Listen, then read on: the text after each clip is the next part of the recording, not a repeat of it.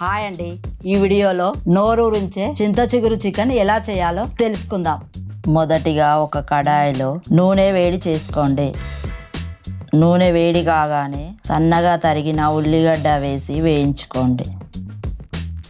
అది వేగగానే ఒక పిడికెడు అల్లం ఎర్రగడ్డ పేస్ట్ వేయించుకోండి. 1 టీ స్పూన్ పసుపు, 1 టీ స్పూన్ కారం, తగినంత ఉప్పు వేసి వేయించుకోండి. ఇవి వేగగానే చికెన్ వేసి వేయించుకోండి హై ఫ్లేమ్లో. దీంట్లో చింత చిగురు వేసి వేయించుకోండి. దీంట్లో టమాటా వేసి పచ్చి వాసన పోయే వరకు వేయించుకోండి. దీంట్లో ధనియాల పొడి వేసి వేయించుకోండి. 2 కప్పుల నీళ్లు పోసి 10 నుండి 15 నిమిషాల పాటు ఉడకనివ్వండి. అంతే, నోరూరే చింత చిగురు చికెన్ రెడీ.